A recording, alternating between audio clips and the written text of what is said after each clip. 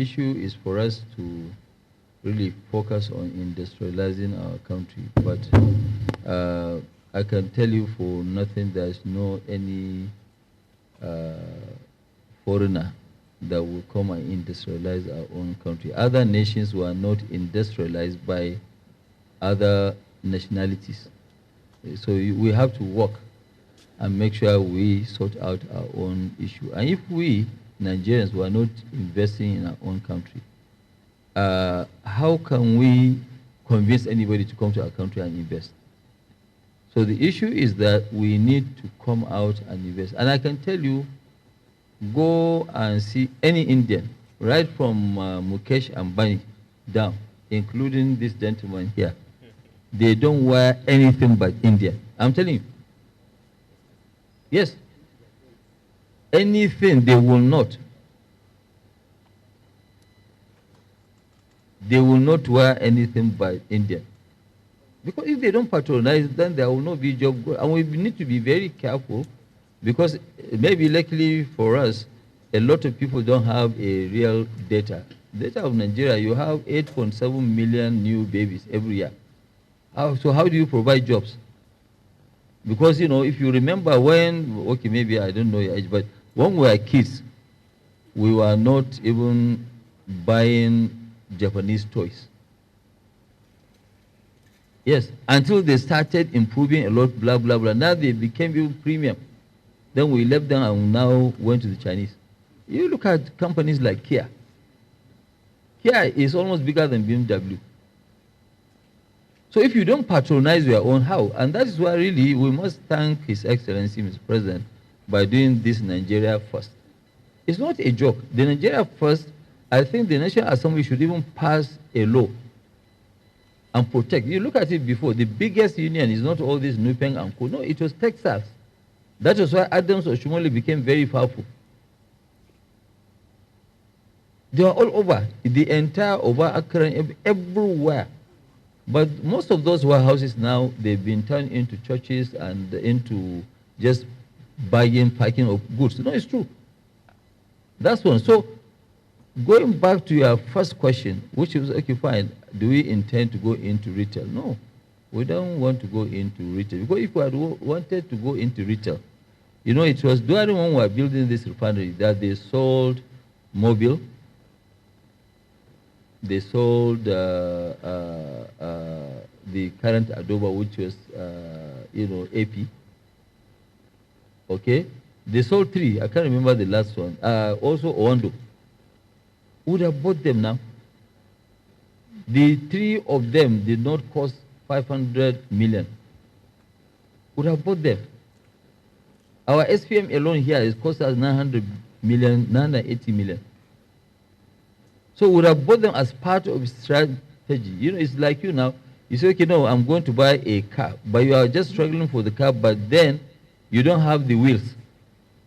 So obviously, you know, it should have been mandatory on us to have created those wheels so that the vehicle will move. If we knew this was what was going to happen, then maybe we would have done it the other way.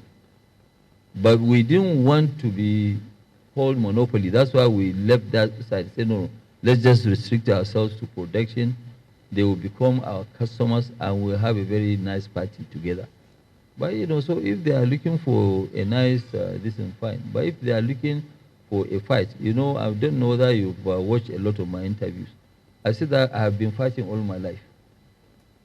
There's no business that I did that I do not fight. So this one is not a surprise. The still you are talking about, yes, we will definitely, we'll look at the opportunities of doing that. And Dankule, you know, I mean, he was right. There is no nation that you can build without a steel industry. And honestly, between us here, Ajaokuta will not work. Okay? We can keep deceiving ourselves. We can keep being passionate about this. It's not possible. It's like you now, if you remember, those vehicles we used to produce from Volkswagen, Igala. If you bring Igala now, will you now compare it to the current Kia? No. Yes, things have changed. In fact, I was waiting for my driver. We didn't see him. in Italy on Tuesday, and my assistant called an Uber. So, we just got into the Uber, me and him, trying to go to this gas tech. So I was just telling, no, we're even going to a restaurant. So I said, so the guy was nice to us, gave us, mint or chewing gum if we want to, I said, no, thank you. And so he just started, so I said, this vehicle is nice. What is it? He said, no, it's Tesla electric. I said, oh, that's good. So he said, about electricity is very expensive here. I said, okay, so what does it cost? He said, about 20 euros to fully charge. But then, okay, then how many kilometers do you run? He said 500. So you can see that 20 euros for 500 kilometers. So things have changed. And all of us will have to keep changing, because if not, you will become a keg. Yes, you have to change. So now when you carry something like, Ajaokuta, you say, no, it's like you now going to the graveyard to try and bring a dead person that you want to really make that, or you go to hospital, somebody who is on his dying bed, you say that, no, he must come and run 100 meters. Yes. So it's totally impossible. And we are dreamers, and what I keep saying, I love Nigerians, because it is only a Nigerian who will actually rush to the airport without having a confirmed booking. And he will make the most noise. So he say, yes, he's sitting. Yes, he will be shouting, he sits. So that is how we are naturally. But really, come to think of it, we should be very careful, not only in Nigeria, in the entire African continent. Because people are importing poverty into our nations and exporting our jobs out. And we have the most, growing population in the world, the continent. So, yes, the biggest challenge for us now is how do we create jobs? And that's why I keep saying that it's good. Let us even keep, educating our people. When we do that, if we have full educated people, we have to have some smart people. I can tell you today, when we use this, when we built this refinery, the Nigerian engineers that we hired, in fact, it's better you even hear from him. Did they perform as good or better than the Indians? Did they? In fact, they have performed so well that Qatar came and poached those new engineers whom are taken and trained as expatriates to Qatar. There are expatriates now in Qatar, 18 of them. 18 of them. So, like right now, if we are building this new fertilizer we are going to build, majority of the engineers will actually be Nigerians. What is just paining us is that after training 67,000 people plus Nigerians, nobody is doing any other bigger project that they can now go and get a work. They can get some jobs. So this is what you're supposed to do once there is a growth in the nation. But right now, we all have to be very careful, because there are more. What I keep saying, there are more people who have more liquid cash than me, for example, in Nigeria. Maybe one or two or three, without mentioning names. But then now, when they see us going through this wahala, they run to Monaco and just stay. JJ. They don't want to go through this hell. But me, I've already developed too much gray hair and I'm ready to just carry on. So, so that is the issue. So we have to be very careful, because you are scaring people who are supposed to. And as you are scaring them, then you are actually creating us to now become bigger and bigger and bigger alone. And you alone, you can't score football alone now. You need a team. So the only team is for everybody. We can't be now, we as Nigerians, we have a problem. We don't have steel, we don't have enough, power, or we don't have this. It's not done now. It's not everything that government will do. Just here now, it's supposed to be one of the big guys, either Tony, Elimolu, and that will go and say, you know what, let me go and do, let me go and do hydro of 5,000 megawatts. Or let me go and work with the government and do infrastructure. So the fault is not only government, we also are at fault. Because the government is one, we are on the other side. And you cannot clap with one hand. So we must also do our own for government to succeed. So the support of government is mandatory on us. And we don't have any issue. Just like what I said, earlier on, I said that you look at it today, we are building a brand new 6 million tons at Itori. And the 6 million tons in Itori we are building is 100% export. Itori is not for Nigeria's market. It's for, am I right? Yeah. It's for export, 100%. And when we went to China, so people will know that, no, we are continuously going to be investing in our country, nowhere else.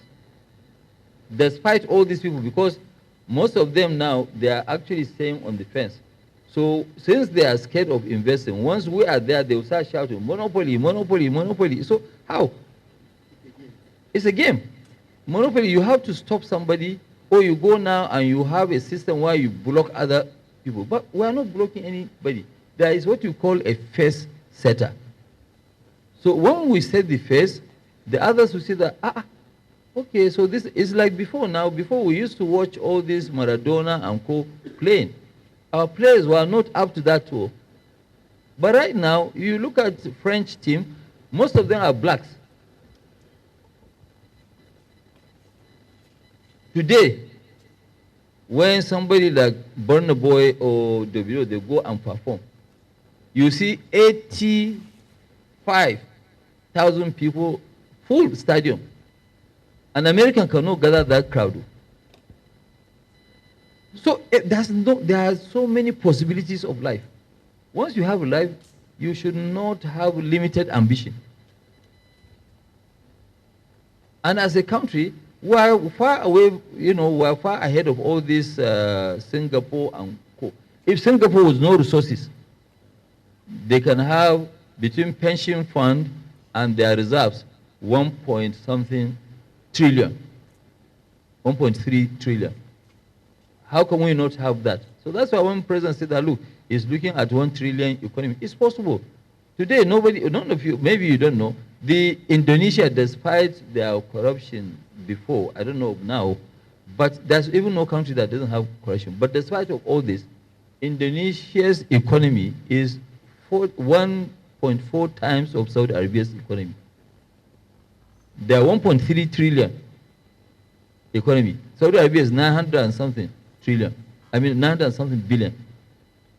So we should actually say, no, these ones, they are there. I was telling Edwin that the Chinese, I went and I saw 7 years ago when I went to China. This time, last week when I was there, some of them have grown to the limit that I was even ashamed that, look, it seems that I'm not doing anything.